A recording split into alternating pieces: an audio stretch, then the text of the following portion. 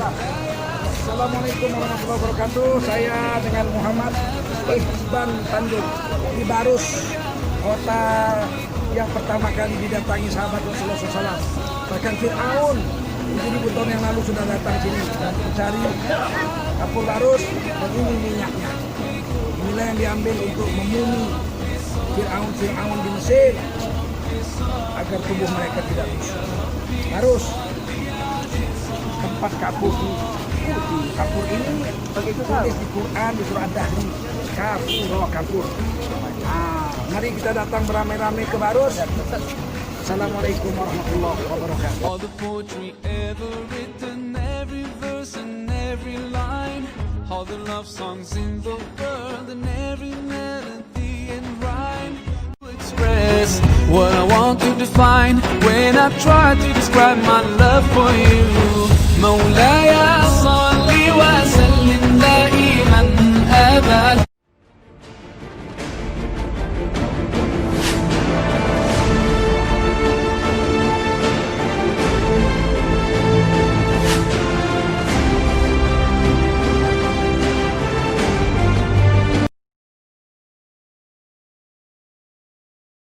الحمد لله رب العالمين.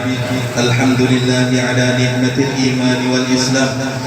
الحمد لله على جميع النعم الظاهرة والباطنة الدنيوية والأخروية السابقة واللاحقة. الحمد لله الذي أنزل علينا القرآن. الحمد لله الذي جعلنا من أمة سيد الأنام.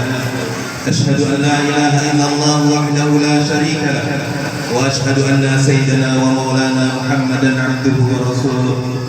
اللهم صل وسلم وبارك على سيدنا محمد وعلى آله وأصحابه أجمعين. أما بعد.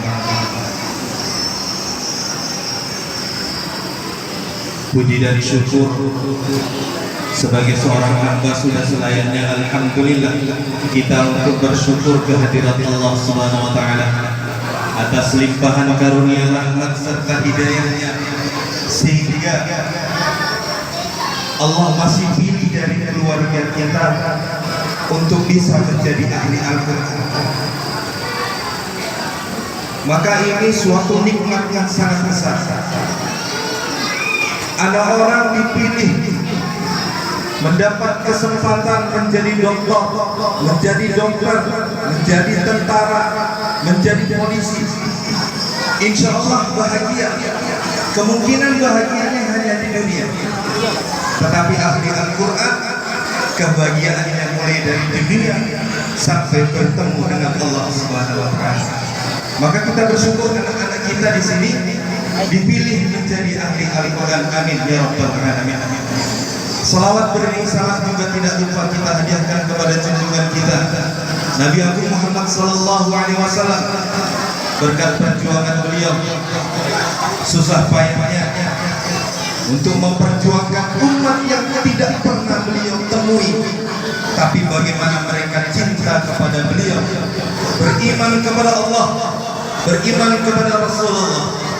Maka semoga dengan selawat yang selalu kita hadiahkan, insya Allah kelak kita mendapat syafaatnya di yaumil akhir. Amin ya rabbal alamin.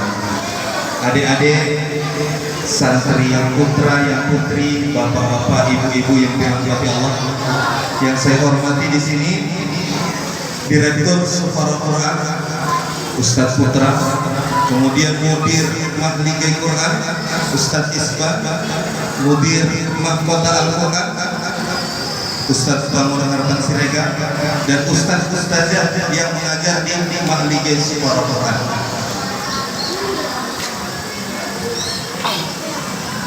Tema kita di sini terbinanya generasi penghafal Al-Quran yang soleh dan berakhlak mulia.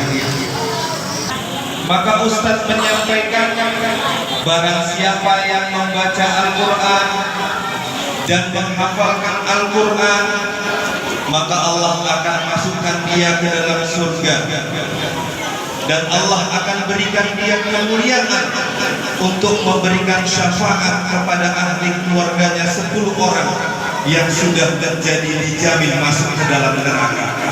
Maka ayah saya tanya sama Ustaz, apakah betul kalau ada anak yang hafal Al-Quran akan bisa mensyafaati 10 ahli keluarganya yang sudah jelas masuk dalam neraka?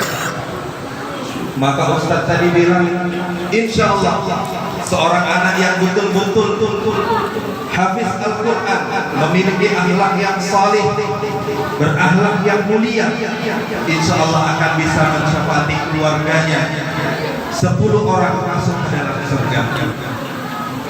Maka hadirin yang dimuliakan Allah Subhanahu wa taala, bagaimana kita belajar untuk mendidik anak seorang anak yang saleh yang hafiz Quran? Kita belajar dari kehidupannya Imran, keluarganya Imran. Imran punya istri bernazar di hadapan Allah, Rabbi inni nadartu laka ma fi batni muharrara fataqabbal minni. Ya Allah, saya niat anak yang di kandungan saya tadi ini saya serahkan untuk memperjuangkan agama. Niatnya seperti itu. Semua para nabi punya anak hasil doa. Mereka diberikan anugerah seorang anak ini dengan doa. Ini anak lahir mau untuk apa? Kita persiapkan untuk apa? Mau jadi apa anak kita ini nanti? Maka Hannah dia sudah niat, ini anak yang dikandungan. Dalam hati dia berharap anak saya ini laki-laki, biar bisa menjadi dai untuk mendakwakan agamanya Allah. Tetapi apa yang terjadi? Falamma wada'atha, ketika Hannah melahirkan, yang lahir anaknya perempuan. Yang lahir anaknya perempuan. Maka hadirin yang dimuliakan Allah Subhanahu wa taala, wallahu, Allah yang lebih mengetahui yang terbaik untuk kita itu. Kita mengharapkan anak laki-laki yang lahir perempuan. Mungkin dengan lahirnya perempuan untuk menyempurnakan bagaimana sifat dan akhlak keluarga kita. Kita mengharapkan anak perempuan yang lahir anak laki-laki.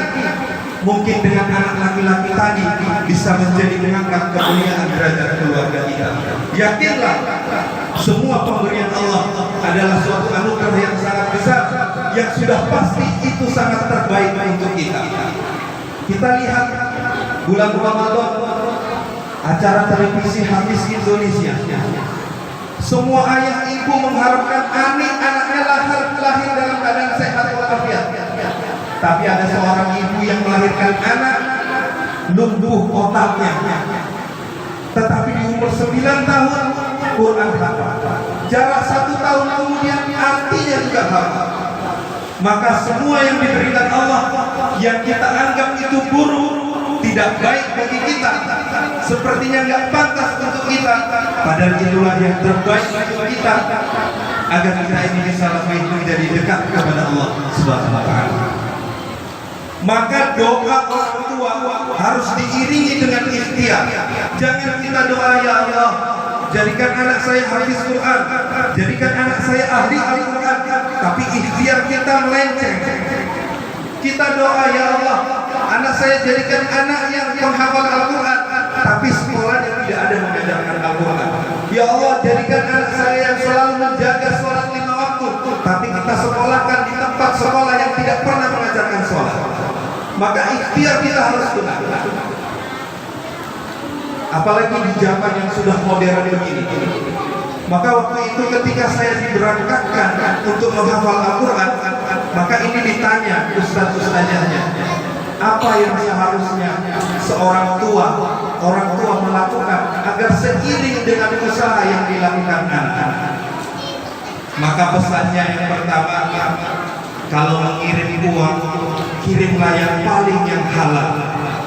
Kirim uang yang paling halal.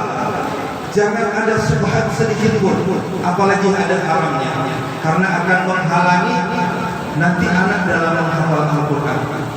Yang kedua, anak mau jadi hafiz Quran, maka ayah tidak lagi boleh meninggalkan, ayah dan ibu tidak lagi boleh meninggalkan perintah Allah. Anak mau jadi hafiz Quran, ayah masih tinggal sholatnya, ibu masih tinggal sholatnya. Maka pesan yang paling singkat tadi ada, perbaiki makanannya. Ketika mereka pulang, jangan biasakan mereka ini main handphone, melihat televisi, karena nur Al-Quran akan pergi dari dalam hatinya. Kalau memasak sambil berdoa, sambil menyuci sambil berdoa, menyapu orang tua di rumah sambil berdoa, karena itu adalah amalan yang paling mulia. Ketika ibu sedang menyuci baju keluarga, berkhidmat untuk keluarga, dia berdoa, ya Allah, kalau pahala khidmat saya untuk keluarga ini ada pahalanya, saya minta kepada Engkau, jadikanlah anak saya anak yang hafizah, anak yang soleh. Insya Allah doa kita akan lebih mustajabah, lebih didengar oleh Allah Subhanahu wa Ta'ala. Kemudian jangan pernah hanya mendoakan anak sendiri, doakan anak orang lain. Karena kalau kita doa sendiri sulit untuk diijabah. Kenapa? Karena kita doa untuk pribadi. Maka kita doa minta, ya Allah, jadikanlah anak-anak yang mengaji di mahligai Al Quran menjadi anak yang hafiz dan hafiz. Insya Allah doa tadi pertama kali akan memantul kepada diri kita, mengalir kepada anak kita.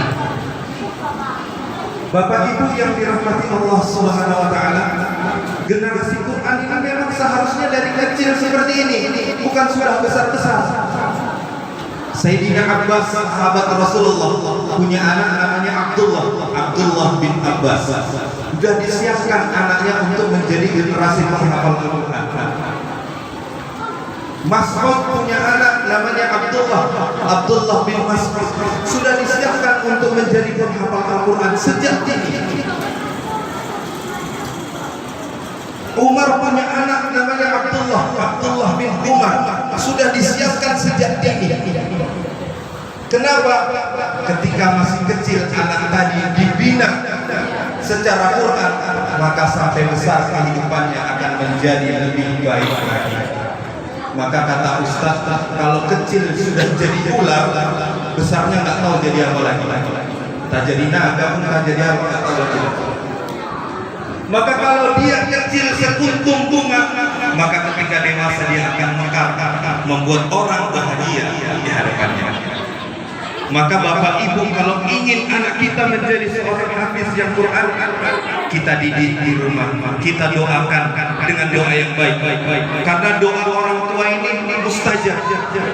Jangan seperti kayak tetangga saya, anaknya nakal dimarah-marahi, dasar anak setan katanya. Akhirnya jadi lewat malaikat, amin katanya, jadi ada setan.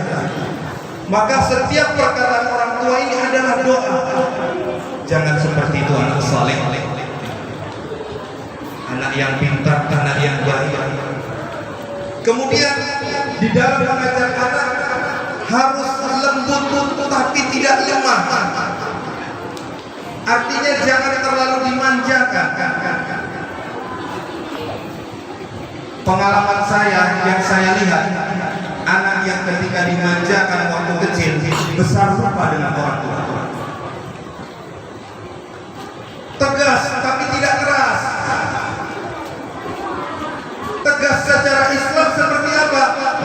Nabi mengajarkan dengan rotan. Dengan rotan. Tegas tidak keras. Kenapa Nabi katakan dengan rotan? Dengan sunnah Nabi, dengan rotan. Maka sunnah membuat rotan di dalam rumah untuk mendidik anak. Tetapi memukulnya janganlah kuat-kuat kali. Pukulnya dengan mendidik, sekedar menegur saja. Maka insya Allah anak yang hasil didikan dengan tegas, lembut, dia akan menjadi anak yang paling berbakti kepada orang tua. Kasihan rasanya kita sebagai orang tua, capek yang bekerja siang dan malam, banting tulang peras keringat, belum lagi yang berangkat ke laut pertaruhkan nyawa. Tetapi ketika kita sudah tua, anak tidak ingat dengan kita. Apalagi kita sudah mati, anak sudah lupa mendoakan orang tua. Tetapi anak yang dididik secara agamis sesuai dengan sunnahnya Nabi, dengan Al-Quran, jangankan kita mati, masih hidup pun kita akan dimuliakan dia. Kenapa? Di dalam hatinya sudah ada Al-Quran. Jadi ujian buat anak-anak penghafal Al-Quran pertama, ketika dia punya hafalan sedikit-sedikit, agak ada rasa sombong-sombongnya, itu wajar. Tahap yang kedua, ketika sudah masuk setengah Al-Quran di dalam hatinya, baru dia mulai tersadar, saya ini sebenarnya masih haus dengan Al-Quran. Ketika seluruh Al-Quran sudah masuk ke dalam hatinya, baru dia tersadar, saya ini tidak ada apa-apanya di hadapan Allah Subhanahu wa Ta'ala. Kenapa? Semakin dia berilmu, semakin banyak Quran masuk ke dalam hatinya, maka dia semakin tawadhu kepada Allah Subhanahu wa Ta'ala, semakin merendahkan diri. Yang dimuliakan Allah Subhanahu wa Ta'ala, kita harus tetap semangat, optimis, bagaimana anak-anak kita ini menjadi ahli Al-Quran. Di saat nanti di akhirat, semua orang lagi susah payah, saling tuntut menuntut. Wa ummihi wa abi wa sahibatihi wa bani. Anak nuntut sama mamanya, mama nuntut sama anaknya, istri nuntut sama suami, suami nuntut kepada suami istri. Saling tuntut menuntut, tanggung jawab ini dosa ini, tanggung jawab ini dosa ini. Tetapi ada satu keluarga yang Allah istimewakan ketika di akhirat. Allah panggil orang tuanya, Allah pakaikan mahkota yang cahayanya kalah sinar matahari, Allah pakaikan pakaian kemuliaan. Maka orang tua tadi tanya, ya Allah, kenapa kami dipakaikan dengan pakaian kemuliaan, dipakaikan dengan mahkota yang terang benderang? Maka Allah katakan, karena anakmu telah mengamalkan Al-Quran. Ibu-ibu, saya tanya, kalau ke pasar ada nggak yang jual berlian? Di pasar ada yang jual berlian? Nggak ada. Yang ada kangkung, bayam, tomat, ikan, bawang. Kenapa? Satu kerat, 1 gram berlian tidak akan bisa harga pasar untuk membayarnya. Kalau mau beli berlian di mana? Kita punya janji di hotel bintang 5, bertemu, transaksinya dengan tertutup, jangan sampai orang tahu, karena ini benda mahal. Maka pasar tidak layak untuk menghargai 1 buah berlian. Begitu juga anak hafiz Al-Quran, tidak pantas dunia untuk menghargainya. Kapan pantasnya? Nanti ketika di akhirat. Dunia ini kecil, yang mengatakan kecil ini Allah. Kul mata'ud dunya qalil. Dunia ini kecil, tidak pantas. Sholat 2 rakaat dinampakkan pahalanya tidak pantas di dunia ini. Kalaulah pahalanya sholat 2 rakaat sebelum subuh ditampakkan, khairun minad dunya wa ma fiha, lebih baik daripada dunia dan beserta isinya, maka orang berbondong-bondong itu bagi merebut pahala 2 rakaat sebelum sholat subuh. Tetapi dunia memang sudah tidak pantas untuk menunjukkan pahalanya. Kapan pahalanya ditampakkan? Nanti ketika di akhirat Allah. Begitu juga anak yang hafiz dan hafizah, kapan ditampakkan? Nanti di hadapan Allah. Maka Al-Quran mengatakan, zidhu, tambah lagi kepadanya ya Allah. Maka Allah katakan, iqra wartaqi, bacakan hafalan Qur'anmu dan naiklah. Maka anak mulai membaca, Bismillahirrahmanirrahim. Orang tuanya naik tingkatnya, tingkat surganya.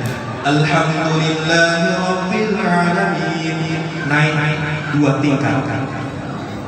Ar-Rahmanir-Rahim. Naik lagi.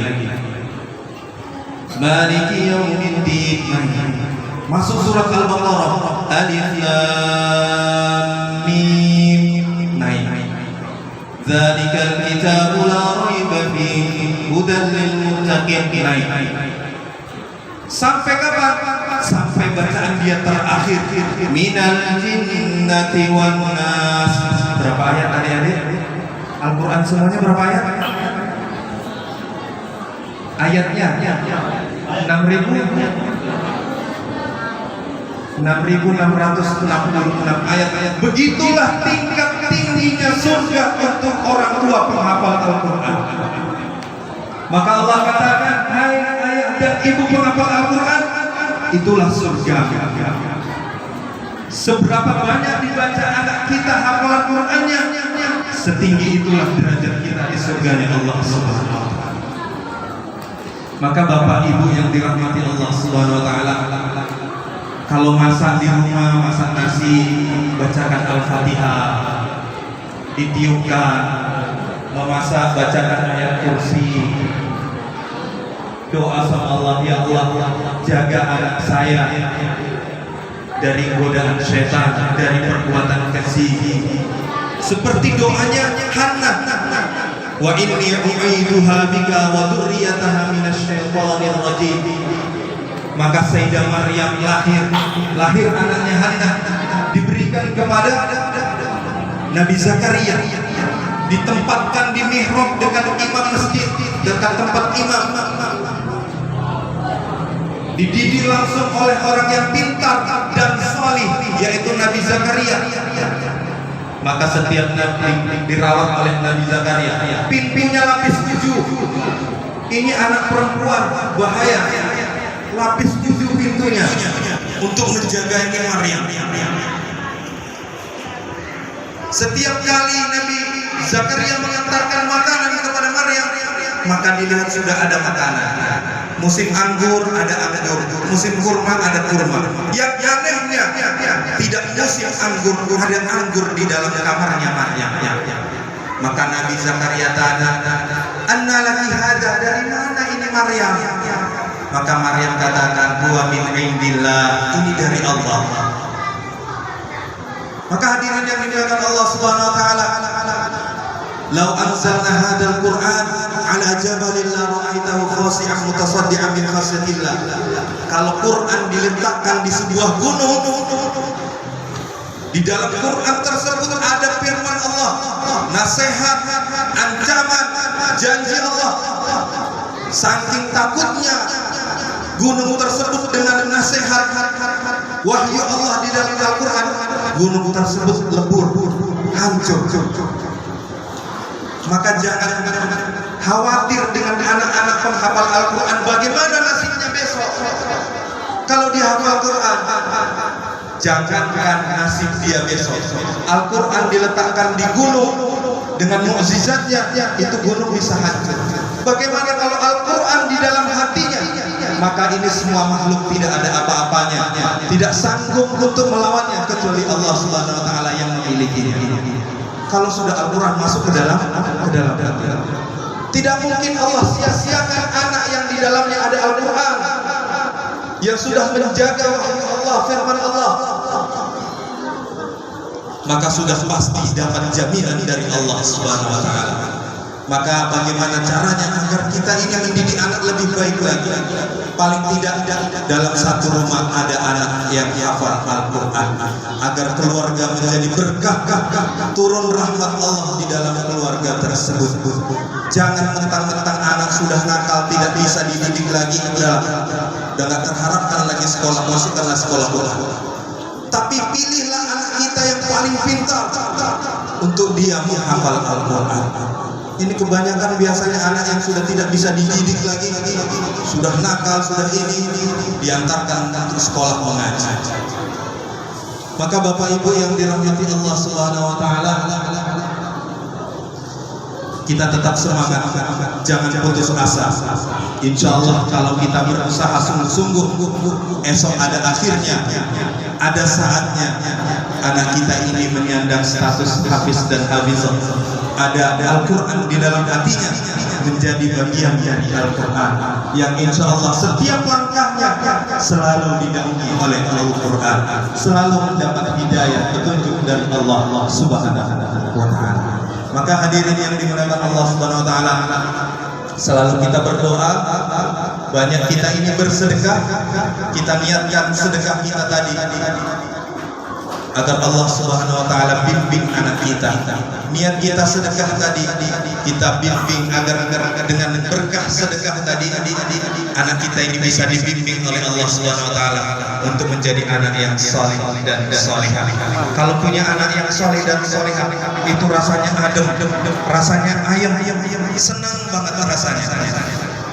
Maka tugas orang tua yang dikatakan berhasil bukan dilihat kalau orang tua yang kaya raya, yang rajin sholat.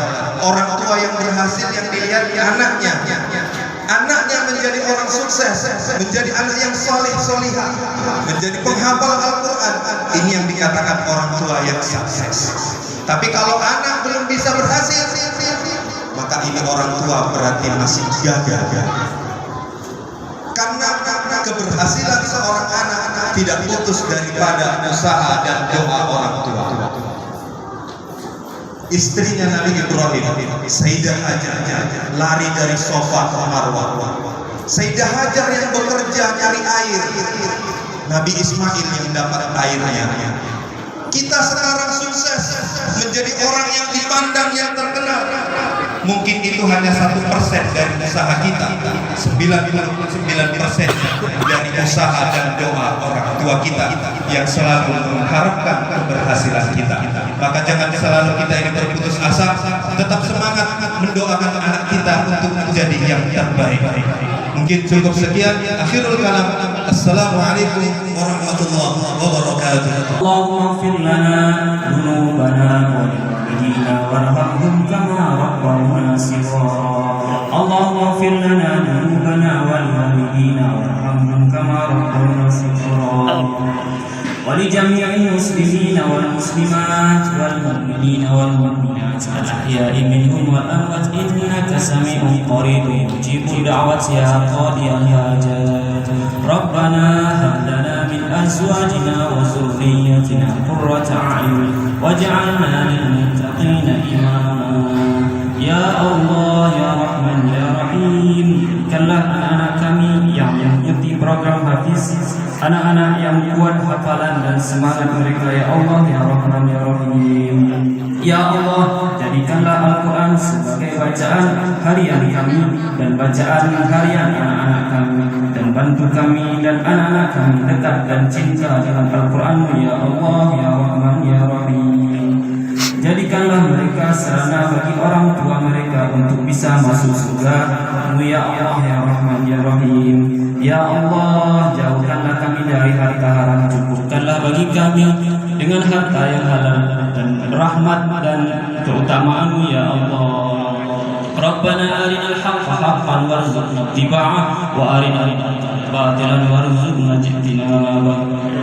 Allahumma ij'alil Qur'ana al-'azima rabi'a qulubina wa nura sudurina wa jalaa'a ahzanina wa humumina.